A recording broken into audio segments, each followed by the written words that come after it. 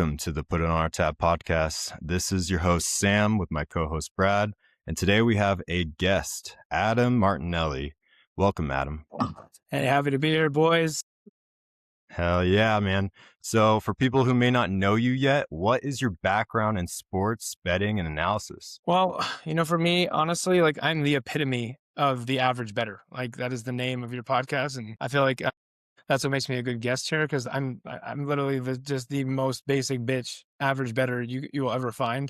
I mean, Brad, I'll tell you, I always come to you guys like, hey, what are you betting on? What are you betting on? So I'm the perfect person to bring on, and because I know my sports, but I don't have the time to do the research. I don't have the analysis. I don't have any of that. So I just do it for fun and have a good time with it, and rely on guys like you to really help me out and help me win. Hell yeah. I mean, I feel like that's the most relative part of what we do, right? So it's everybody, it's the average guy, it's the average sports enthusiast that just pumped up about sports. And nowadays with sports betting so worldwide, it's like now it's a thing and people want to have actual sports picks that are relatable to like real dudes that are just sitting around drinking beers and making sports bets. So I'm the epitome of that guy. yeah. And so is Brad. He's my degenerate friend as well. So are you more of a data first bettor or a narrative kind of feel bettor? I would say when it comes to my betting, I like to make fun narrative based bets. Absolutely. But when I really want to win, I'm going to take the time to just listen to guys like you and make the database bets that I didn't do any research on. So Hey, that's it's fair. a little bit of both, but yeah. But when I really want to win, I listen to the guys who actually know what the fuck they're talking about. What's one mistake you see casual bettors make every Super Bowl? Getting too emotional, like I always do, and just betting on the fun things, betting on the, what do you call it? The novelty bets. I think that's like the stupidest thing you could do. Like, is Trump going to show up? Like, I don't know. I think that's I don't pretty know, man. I fucking love retarded, betting on but those. I think that's the fun of the Super Bowl, though. yeah. I mean, it's fun. It's fun, but I don't know. I mean, you want to make data driven bets like you guys do. All right. My next question is for you, Bradley. What is the first bet you have locked in for the Super Bowl and why? I have locked in Drake May over 200 yards and Sam Darnold over 175 yards as a parlay. Alt line just a little bit. I think May throws for more only because Seahawks aren't going to allow the running backs to do anything. And I see the Seahawks being ahead and the Patriots having to throw more. And Darnold 175 is not asking too much, especially considering the Patriots D-line is underrated. They don't allow rushers number one rushers to rush over 55 yards very often. So I feel like they're going to have more success getting the ball to Smith and Jigba, just like May's going to have success getting the ball to Hunter Henry. And I just feel like those are two easy props. FanDuel had a promo going of plus 30% on top of it it's like they're doing like a daily promo every day from today until the Super Bowl. You get a different promo, and today's was passing prop. So that's why I made my first bet a passing prop. Comes out 102. The odds. I was going to be my next question. If you're asking me as a Seahawk diehard fan, I'd say Drake May gets maybe -10 passing with -20 rushing and a broken spleen.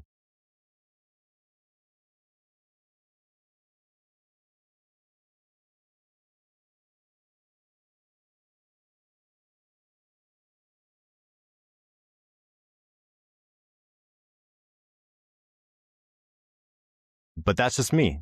I think a bet you have to lock in is Walker has to be used for an anytime touchdown. Kenneth Walker for the Pace. Great take on it. Now I want to hear from Adam. What do you have to think about Brad's best bet for the Super Bowl? Oh, I think Brad's bet is a pretty easy bet. Now that he's mentioned it, I'm already locking it in myself. That's an easy one for sure. There's no question that I think both those things will happen, honestly. If you're going to parlay it, obviously it's a little bit of a higher risk. I'd rather just take them individually. But, all of us California people using DraftKings Pick 6 have to parlay it anyways. Yeah, I'm taking that. I'm locking that in. And then when it comes to my bet, personally, I just went the easy route, and I got raped on pricing because I'm going bet US like you suggested, Sam. Me being in California, I have to go, one of those offshore sites. I definitely took the Seahawks, just, money line, and I got raped on pricing, -230, -240, I believe, one of the two.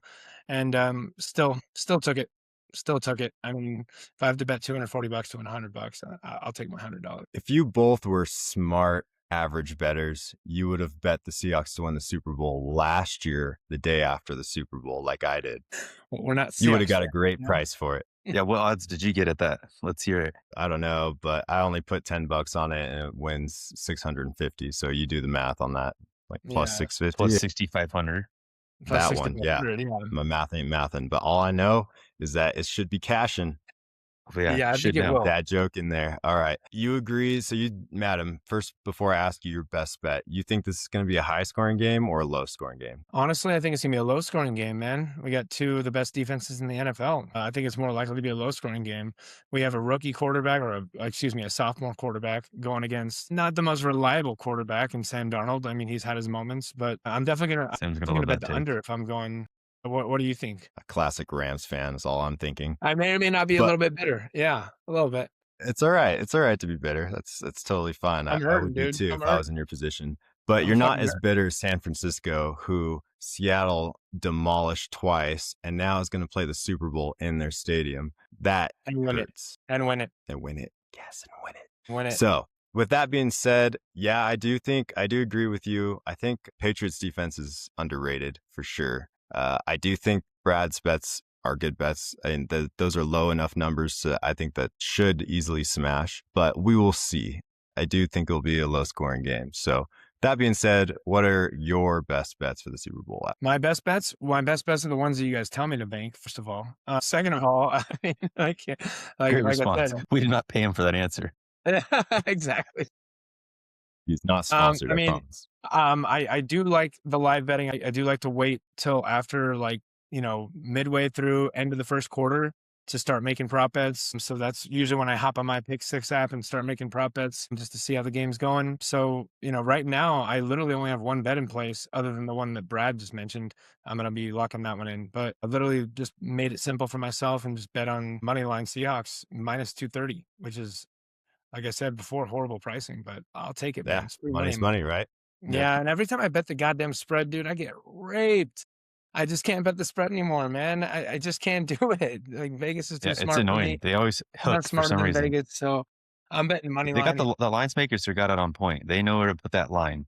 That's why you got to do an alt line just somewhere 1 or 2 ticks below the spread. So, I mean, I'm just recently made a video for that actual live betting thing on Bet with the Boys about that being one of our most advantageous bets is live betting. And me and Brad have been doing this forever, but there's a game script, right? And there's an expectation of points and the market sets that expectation. And if it's supposed to be, let's just hypothetically say, because we don't think it's going to be a high scoring game, but if it's supposed to be a high scoring game and then all of a sudden it's not to start, there's a lot of punts, then all of a sudden the market reacts or overreacts, and then it starts adjusting it and then giving you value on a game that really should be a high scoring game, and it might take a little bit of time to go, especially in a game like the Super Bowl where it's like teams are feeling each other out.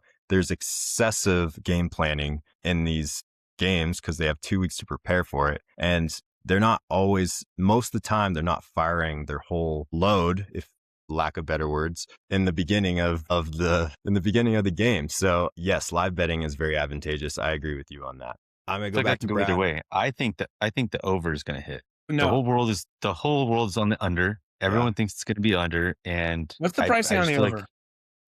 It's 40. It's at 44.5 or 45.5. I think it opened at 44.5. No, what's the now pricing? It's 45. Plus minus what? Oh, it's like minus 110 right now at over 45.5. I actually don't disagree with you on that, Brad, but I think the over hits because it's Seattle 51-3 and the over under is in the 40s. So then why would you even talk about it being under?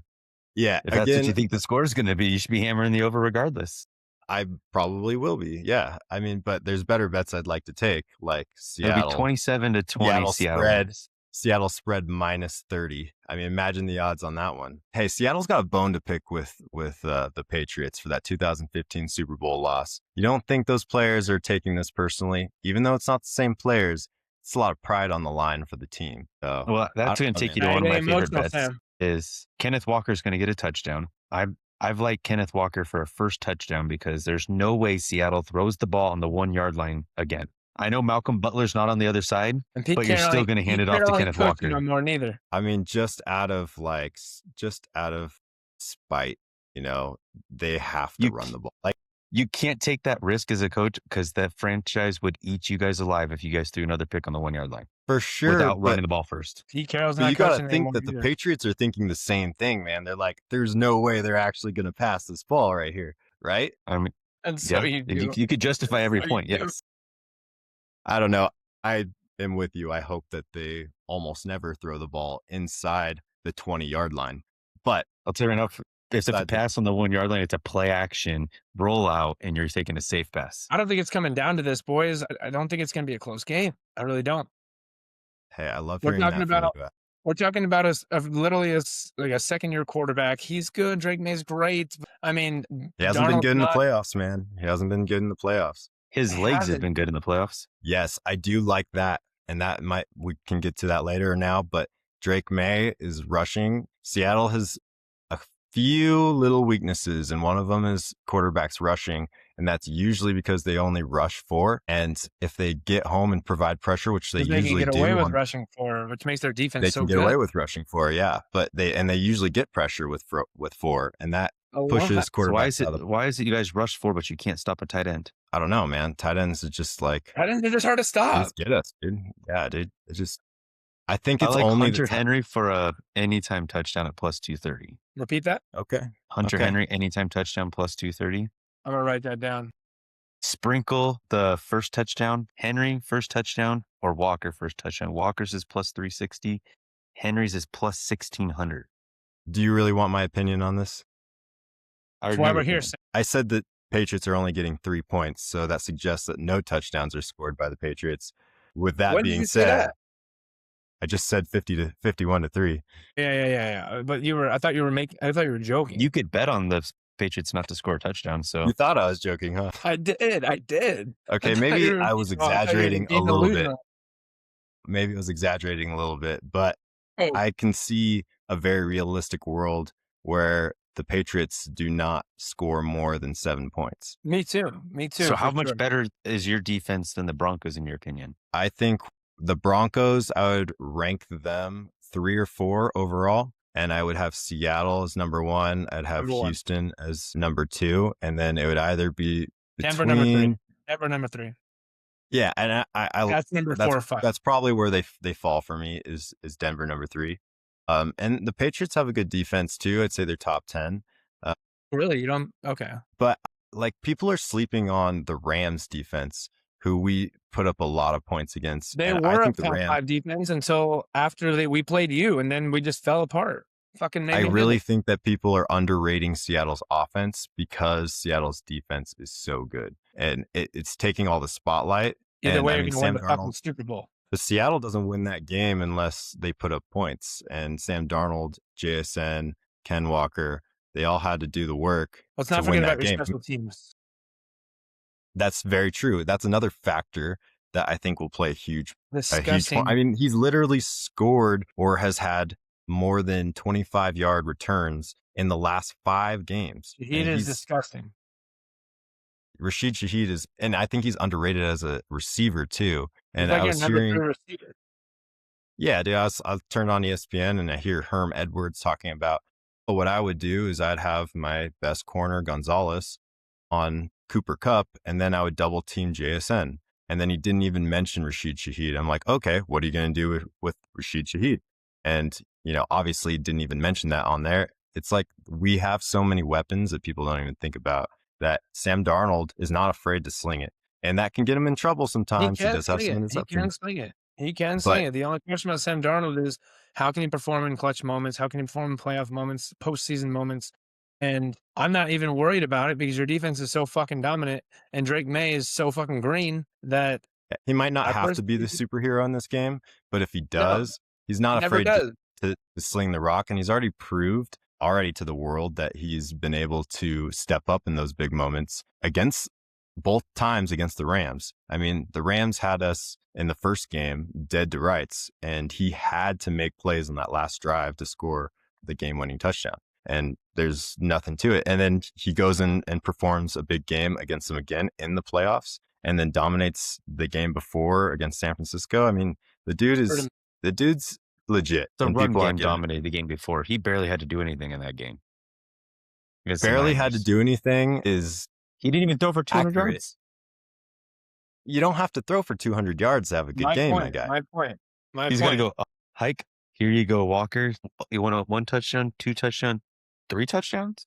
All right, but he already has proven that when he needs to throw a lot, then he will, and he does it successfully. And you know what I like the best about him is that he's got a little sprinkle of Jameis Winston in him. He could throw 4 interceptions and still be like, I'm going to fucking win this thing, motherfucker.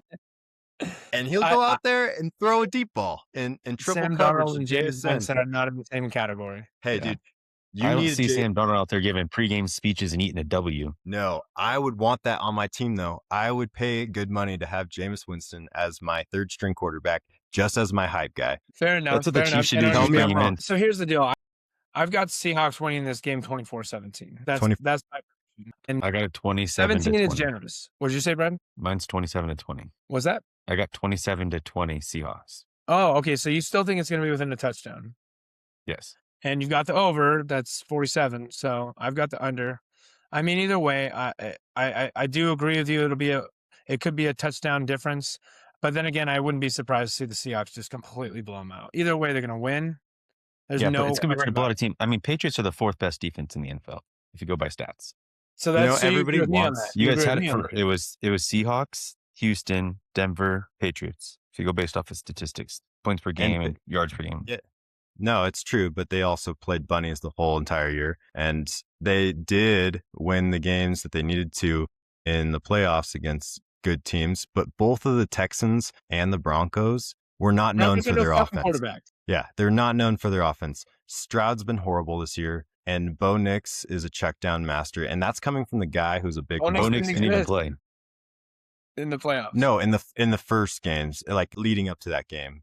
Yeah, and then you have Stidham come in, who's just trying not to lose the game, and it starts snowing, and there you go. I mean, the Patriots, I give them credit.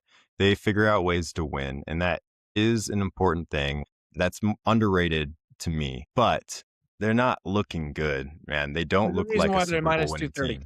Yeah, exactly, and it's priced right. So it sounds like you guys are both picking the Seahawks to win this one, which makes me happy and a little mad because I can't debate you. But it's tough to debate over a Super Bowl like this that's so one-sided. Well, one more Super Bowl question for both of you. I'm going to start with Brad on this one. What is your favorite Super Bowl novelty bet? Over 2.5 players to attempt a pass. I love that. I love that. Plus 175 on DraftKings. That's total, right? Between both teams? Yes. 3 of the last 5 Super Bowls, actually 3 of the last 4 have had 3 or more people to throw a pass. Last year there was 3. They've brought in Kenny Pickett to throw a pass. The year before, when he beat the 49ers, they brought in the Niners to let Jarwan Jennings throw a pass. The year before that, no one else did. And the year before that, they each had a wide receiver throw a pass in the Cup in the Bengals. I mean, this is the time to throw out your schoolyard bullshit, right? Like this is. Yeah, I mean, someone's gonna. Tom Brady caught a pass in the Super Bowl. Yeah, really? Fuck that guy. Which one? I'm just kidding. I'm a Tom Brady fan. Like but that's what I mean. Like they always there's always one trick play where a running back or a quarterback is throwing the ball. He's been known to throw a ball. There's been plays designed that he throws it. No, I love that bet. I think that there's no way that just the quarterbacks are throwing passes in this game. There has to be some sort of trickery somewhere in the game. So I love that. Yeah, plus 175. I mean, like, yeah, I'm so for one play where someone else throws the pass. I'm really surprised it's valued at that.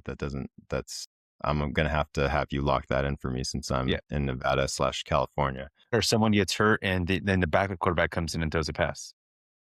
Yeah. Oh, for sure. All it takes is one injury or a trick play if it's worth the value. Yeah. Whoever's the backup for the Patriots is going to get a shot because Drake May's head's going to be flown off by the end of the first quarter. I think you're more likely to see Rahammador Stevenson throw a pass than Drake May getting hurt. All right. We'll see about that. Adam, what's your bet?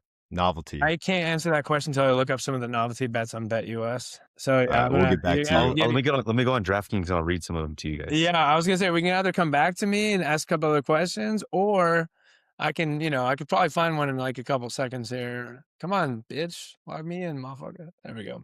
Yeah, I looked at some novelty bets, hence the Trump example I brought up earlier. You asked me what's the dumbest thing you can bet on, and I said novelty bets, and now you guys are like, what's your favorite novelty bet? You already had that written down as what we were going to go over today. I know, but I didn't read it all. I told Sam this already. Besides, even if I read that, He's you really think I free-balling. wouldn't have said what I think is the most stupidest bet, Brad? So this one's one for Sam. How many total interceptions will be thrown in the red zone? Can I bet the under? Under 0.5 for minus 500. Yeah, so I'm betting the under. Oh, I'm betting the under all day. what's the over? Plus 330. I'd take the over. Take the value on that. Yeah. Well, Will there be the an value's pretty good. octopus? The value's pretty good. I mean, I'll bet So $10. what is the $33 octopus again? bucks. Can you explain that to me? An octopus is 8 points, essentially. So say Kenneth Walker scores a touchdown. They go for 2, and then again, Kenneth Walker's the one that crosses the goal line. I like that. So it's I like that. 10 Walker. 8 points for that one player. Okay. Version. I'm sure there's a lot of people in America that was just as naive and retarded as I am. When I first saw that bet a couple years ago, I'm like, am I betting on an octopus to show up on the field, or It's probably more likely to happen. Yeah, It's probably more I likely don't know. to happen. There's a lot of weird Super Bowl bets. I don't know. There could be. So I mean, gosh, there's got to be a streaker bet. I feel like What there's a good value in this one. What the fuck is this? Will there be a 2-point conversion attempt plus 135 for a yes? What the fuck is the So. I think so. I mean, I don't know. I think if there is, it's going to be from New England, who's trying to catch up.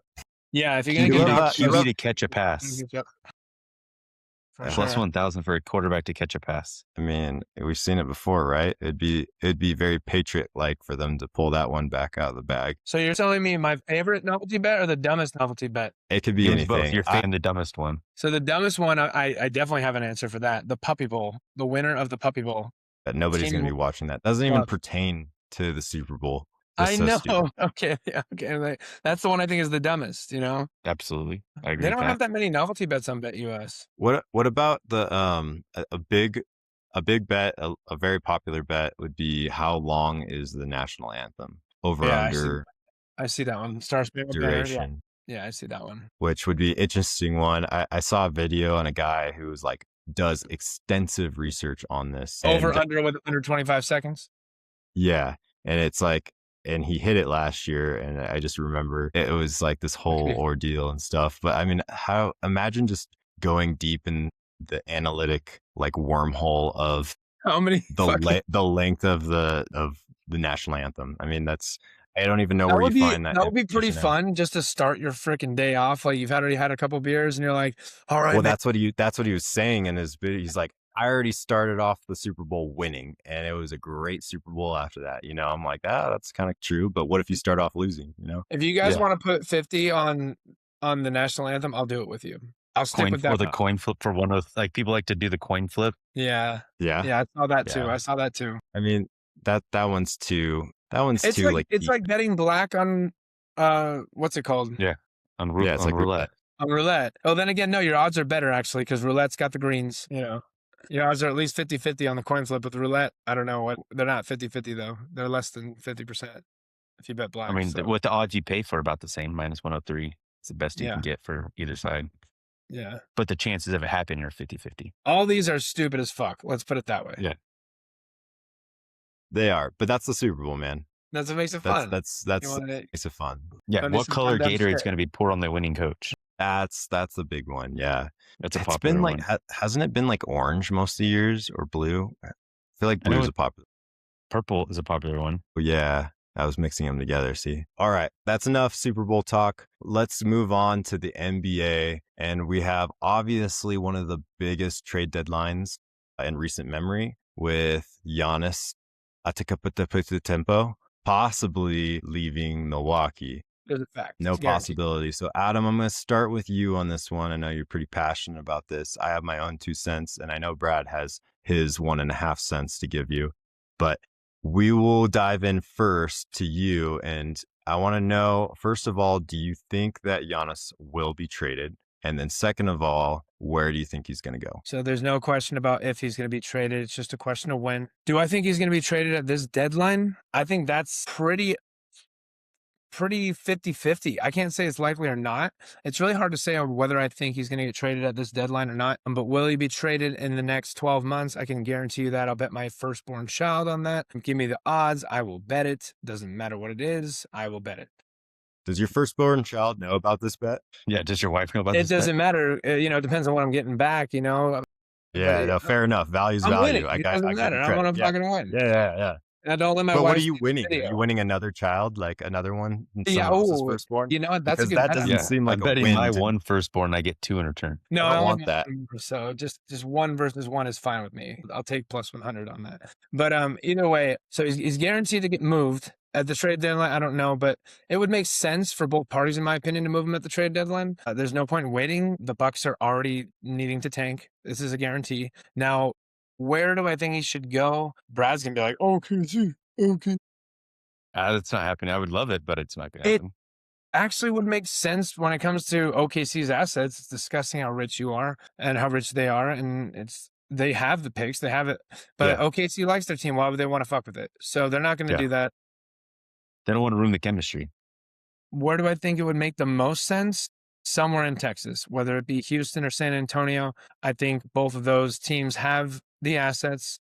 I think we don't need any 3, 4, 5, 6, 7, 8, 19 trades to make it happen. Right? It can just be a 1-1 simplicity trade. I think I like Houston. You've got an aging Kevin Durant who needs more championships. He's going to want that. I think San Antonio likes their team right now. So I don't think they're going to be willing to give up very much for him, to be completely honest with you. What does I Houston give think up for him? Houston's going to be willing to give up more. Now, the question is, so to answer your question, I think Houston is going to make the most sense here. The question is Houston willing to give up Amen Thompson? That's the big question. I don't think they Because will. if you can get him for picks and Şengün, obviously Şengün's got to be part of it, and blanking on the other guy, I'm thinking, help me out, Brad. Tari Eason. Tari Eason. There you go. So Şengün and Tari Eason, and obviously picks. Then this makes sense for Houston. Houston's jumping on that all day. But if I'm Milwaukee, I'm demanding that I get Amen or Amen, however you pronounce it. I'm demanding that I get Amen as part of that trade.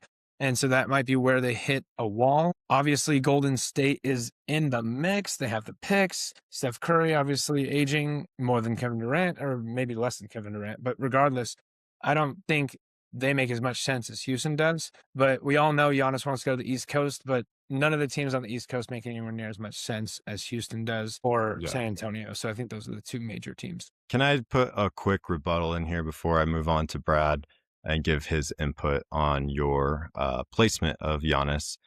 Picks are all great, but the Houston Rockets and even the Golden State Warriors and any of these teams that are interested, they're giving picks that are going to be late in the first round. They're probably not going to be lottery picks unless they're way, way out. And does that entice Milwaukee as much as maybe having another third team? And yes, I'm constantly throwing in the homers, but Portland has all of Milwaukee's future first round picks. So I don't see how Portland is not, there's no way that Portland gets Giannis. I'll say that. But I can't see how Portland's not involved in the trade talks and a 3-team, 4-team deal to give Milwaukee its picks back, because Milwaukee wants to tank now, right? They're going to give up Giannis and then they're going to be a tankathon and they can control their own destiny that way. They can't do that without their own picks. So they're going to need their own picks, and they don't want championship caliber Houston and Golden State's picks, who are going to be the end of the first round. They want primo picks, and there's no way that the Houston gives up Thompson. I just don't see it. So with that being said, those are my 2 cents. Brad, what are your thoughts on Adam, and where do you think Giannis is going to land? I agree with you on that. Like, the only way they're trading Giannis is if they're getting some of their picks back somehow, some way, shape, or form. But then I feel like once you see, if they do come up with a way of getting rid of Thompson and bringing back their picks, your only option is to go all in on a tank. And you got to trade Turner, who's 29. You got to trade Bobby Porter, who's 30 and about to be 31. So I agree with like Adam, where I think the good actual landing spots for Giannis are, you can't completely rule out Golden State. But no matter what, if there's a deal going to be made, they have to get their picks in return because they're going to be, if they're trading Giannis, they're throwing it all in. They're throwing the towel, they're waving the white flag. Then you got to ship Turner out, who's 29, Bobby Portis out, who's 30, turning 31. There's no reason to keep those guys if you're going to do a full tank.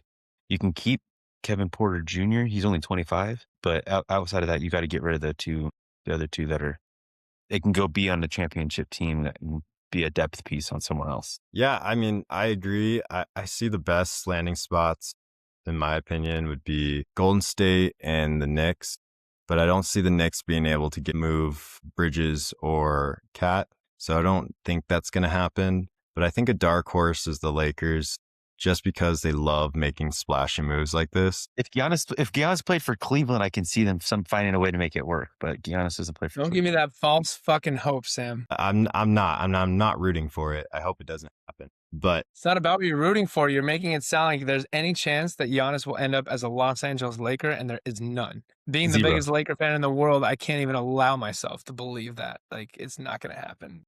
It's not going to happen. all right, over under, you guys. Who has a better chance to land Giannis, the Lakers or the Blazers? Blazers. All right, okay. And I don't think they have much of a chance at all. You have every one of their. You said it yourself. You have all their picks. If anything, you would get him and just give up all your picks. Portland's not going to be involved. I was gauging where you guys were thinking. That's all. I'm going to say that Portland, I don't think is going to be involved because Giannis doesn't want to be there, man. And that is a massive factor we have to take into this conclusion here. Like, if Giannis doesn't want to be there, he's going to make that freaking clear. Giannis is not afraid to do that.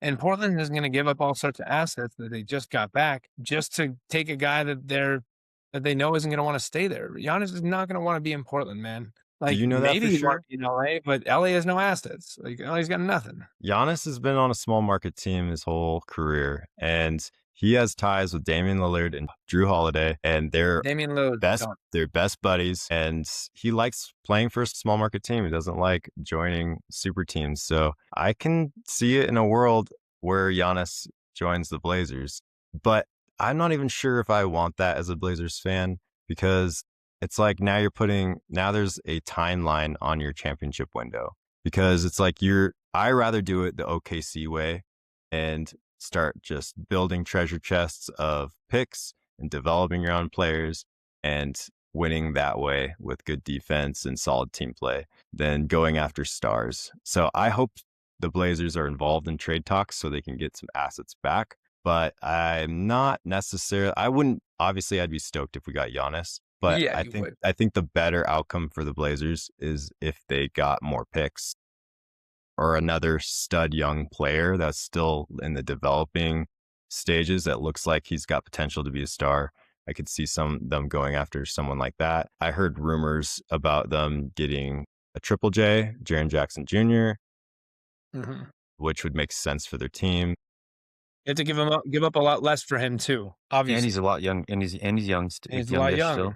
Yeah, it would make more sense. You'd give up less. I mean, you'd still have to give up a lot, but I mean, those are some like realistic options that I would like to see the Blazers go out and do.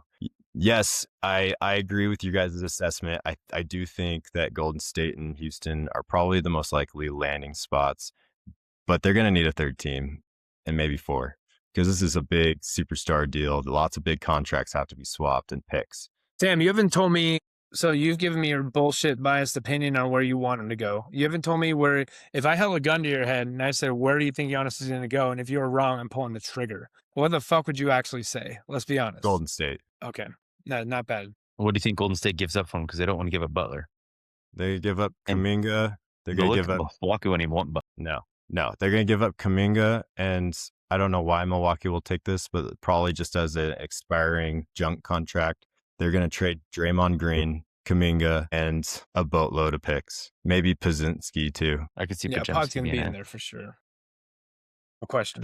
So that makes sense. They're still probably going to need a third team to facilitate more picks, because Milwaukee Bucks are going to want the world for Giannis, and it's going to be like one of those original AD to the Laker trade or whatever. That's just like all these picks coming out of nowhere, and you're getting top dollar value, because Giannis is still in his prime. What is he, like 28, 29? No, he's 30. Is he 30 yet? Thought he was still in his 20s. Regardless if he's 30, 28 to 30, he's He still is in it. 31. Wow. See, and that's He's another still in his reason. prime. He's still in his prime, but that's kind of another reason. Like, I don't want the Blazers to go all out for anyone in their 30s. Definitely see your point with that. I definitely see your point with that for sure. So, I mean, obviously it depends on what you give up for somebody in value. That's how every trade works. But I'm not going to give my future up for a maybe 2-3 year window of maybe making it or not, because you're not even going to win a championship. Save your picks and draft Darian Peterson from Kansas. I would like that. Yeah. But Blazers aren't bad enough. He just hit back-to-back triples when they're down by 3 to give Kansas the lead. Yikes, dude. That guy's a unit. Yeah, Kansas is going to win out right now because of those back-to-back triples. Okay. All right, Sam, this one's for you. It's a Portland hype page. Mock trade for Giannis. You get Giannis onto Tecumpo, and, well, you have to take his brother because he doesn't go anywhere without his brother. He's got to... Doesn't he have like 5? Yeah, probably. The one that matters, Thanasis. Yeah. Then you have to give up Grant, Scoot Henderson, Yang Hansen, Ryan Rupert. 3, you have to give back the 3 Milwaukee first-round picks and 2 of your own. No Sharp. In this one, no Sharp in this one. So 5 total first-rounders? Yeah. I mean, you're basically going on, I'm going to win now. You could do all this and you could still lose to OKC. What are you winning now with, though? That's the thing. So yeah, well, is literally going to suit up this year? Because, I mean, you're too far behind to really... I guess you could still get a play in and make it... It don't matter. All you got to do is get into the playoffs to be relevant. Man, is Lillard going to be back for the playoffs? I say if they did 4 first-rounders and all that, and then throw in maybe one more piece, like a player-wise that's not Sharp, then I'd say yes. You change one pick and you add a player, but take away a pick, and you think it's all of a sudden better? It's not going to happen. Yeah. Milwaukee's not taking that, and Giannis doesn't want to do that either. Yeah, no, that's not going to. Dude, we only talk like once every 2 weeks. Dude, he runs into Giannis at the gym, dude. And they get all swole every together. day. No, I mean, I just know he plays his pickup basketball game. I dunk on him basketball star almost every time we play, to be honest. Yeah, okay. He the still has to UCLA lose to us transfer for $500 who's 6'9" doesn't count, dude, at your gym. Your rec league championship game, it doesn't count. Hey, Adam could beat the WNBA players. Adam, you should have been there for the WNBA US team versus like the LA Fitness crew. Yeah. Did the LA Fitness crew whomp them? Oh, for sure. Dudes from LA Fitness are going to beat the WNBA. All you got to do is box out Angel Reese from getting her own rebound. And hot take, man. You're going to get all the women on here fired up, Brad. I'd probably get smoked by those WNBA chicks, bro. Dude, I don't know if my wife's going to be watching this or not, but I got to be careful with that one. But probably not. Low key agree with you. I beat your wife at horse. It's true, you did, but you know. Congrats, Brad. I'm proud of you, bro. I never played a single season of basketball. A standing $500 bet. You 2 faggots versus me and Blake, and I want that money. Dude. I was just shooting ball right here in the yard, right here, and I'm ready. That would be free money. Like. I probably beat you guys 1-on-2. That'd be free fucking money. Oh my gosh, dude. I just don't see you coordinated enough, man. It's not in your neck of the woods. I'll have to get Blake out here so we can stick with our bet because I still want you guys' money. Yeah, well, you better just send that over to us now. Yeah. I actually play. You know that, right? I play like once a week, twice a week. Like I play. You play dude, I ball the kids up in the kitchen. Are you my little mini Adam? Adam, you're not allowed within 50 feet of a preschool school district. Okay, you can't keep going over there to play basketball. Just not. It's not. They banned me because I kept whooping on them. Yeah, dude. Yeah, on their 6-foot hoops, you're just shacking it. All right, boys. Well, that wraps it up today for the Put It On Our Tab podcast. Thank you, Adam, for joining the pod. We'll have you back soon. This was a lot of fun. We're going to do another one probably Saturday, probably the day before Super Bowl, and looking harder on these novelty prop bets and maybe come up with a couple other. Or just regular bets. Yeah, a couple other normal ones. You got to have a couple same game parlays. You got to have same game parlays for the Super Bowl. I mean, everyone wants to throw in a couple more novelties, though, because that's the fun of it. But yes, we will come up with our best bets that we actually like as, more above average bettors. And give it to you guys for free. So stay tuned to the podcast. This is Sam, Brad, and Adam. Until next time, guys.